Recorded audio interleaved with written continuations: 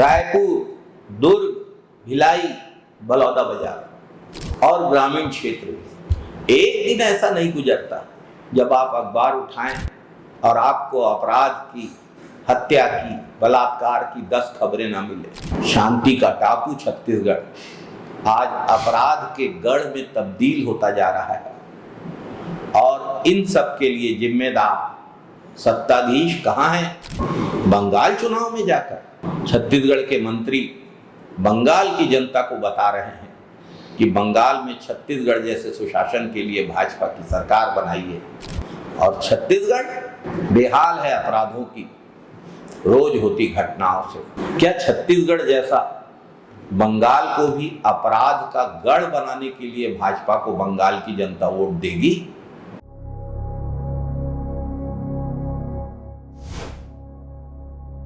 रोजाना हो रहे अपराधों को रोकने के लिए पुलिस कहाँ है? भाजपा सरकार ने पुलिस को वसूली तंत्र बनाकर रख दिया है। पुलिस द्वारा जबरिया चालान काट काट कर लोगों को भेजे जा रहे हैं। राजधानी रायपुर में सड़कों पर स्टॉप लाइन और जेब्रा क्रॉसिंग तो मार्क की नहीं गई है। लोगों को कैसे चालान भेजा जा रहा है पता नहीं। आप सड़क किनारे सब्जी ले रहे हैं, चालान आ जाएगा। यातायात के संकेतक मिट गए हैं और पुलिस उन संकेतकों के उल्लंघन पर कार्यवाही कर रही है। इससे बड़ा दिवालियापन और क्या हो सकता है? पुलिस अपराध नियंत्रण का अपना मूल काम भूल गई है। कई बार थाने में जाने पर 1 या 2 सिपाही मिलते हैं। सिपाहियों की भर्ती भी भाजपा सरकार ने नहीं की है।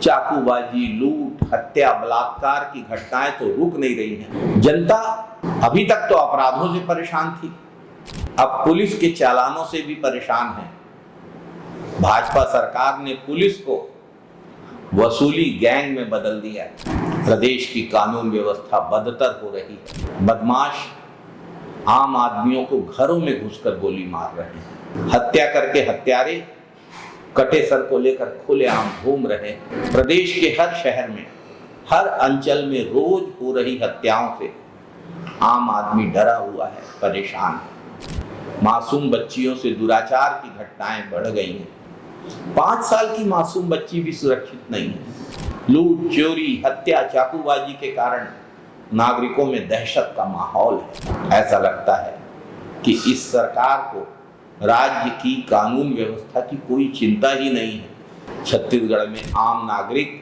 बढ़ते अपराधों से डरा हुआ है और गृह मंत्री बंगाल में भाजपा का झंडा बंधवाते हुए घूम रहे हैं। 29 अप्रैल को बंगाल चुनाव है और 30 अप्रैल को भाजपा सरकार ने विधानसभा का विशेष सत्र बुलाया है। स्वयं सरकार के मुखिया ने सार्वजनिक रूप से कहा है कि हम कांग्रेस की निंदा करने के लिए विशेष सत्र बुलाएंगे। जो कारण मुख्यमंत्री जी ने बताया है, अगर वो सही है तो यह तो जनता के धन की बर्बादी है। इस विषय पर तो लोकसभा में चर्चा हो गई है, उस पर विधानसभा में चर्चा करने के लिए विशेष सत्र बुलाना कहां तक उचित है? प्रदेश अपराध की आग में जल रहा है, लेकिन भाजपा सरकार को तो महिला आरक्षण पर कांग्रेस की निंदा करना है। कांग्रेस तो 3 साल से कह रही है लागू कर दीजिए महिला आरक्षण। महिला आरक्षण बिल तो पास हो चुका है, मोदी सरकार लागू नहीं कर रही। दिन रात कांग्रेस विरोध की माला जपना ही भाजपा सरकार की प्राथमिकता है। जन कल्याण से, जनहित के कामों से, विकास के कामों से भाजपा सरकार का कोई सरोकार नहीं। भाजपा को चर्चा करनी है तो बिगड़ती कानून व्यवस्था पर चर्चा करे, बढ़ते अपराधों पर बात करे, मोदी की गारंटी कितनी पूरी हुई इस पर बात करे, महतारी वंदन हर विवाहित महिला को क्यों नहीं मिला इस पर बात करे, 500 रुपए में गैस सिलेंडर कब देंगे इस पर बात करे, स्व सहायता समूहों को कैसे काम दिया जा सके इस पर बात हो, बढ़ती बेरोजगारी पर बात हो, अनियमित कर्मचारियों के नियमितीकरण पर बात हो। ऐसे ज्वलंत मुद्दों पर चर्चा की जरूरत है। विधानसभा में पारित आरक्षण संशोधन विधेयक 3 साल से राजभवन में रुका पड़ा है, उस पर बात करे, उसे दोबारा पास करे, अन्य पिछड़ा वर्ग को उसके अधिकार दे। क्यों नहीं लागू हो रहा है आरक्षण विधेयक? भाजपा सरकार को इस पर चर्चा करनी चाहिए, इस पर जनता को जवाब देना चाहिए।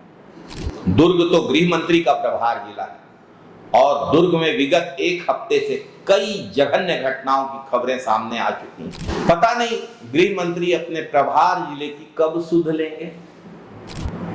साथियों, भाजपा सरकार के सत्ताधीश पूरी तरीके से नाकाम और निकम्मे साबित हुए हैं। इन्हें दो ही चीजें बनाना आता है, रील और मोटा माल बनाने में हीरो। जय छत्तीसगढ़, जय हिंद, वंदे मातरम साथियों।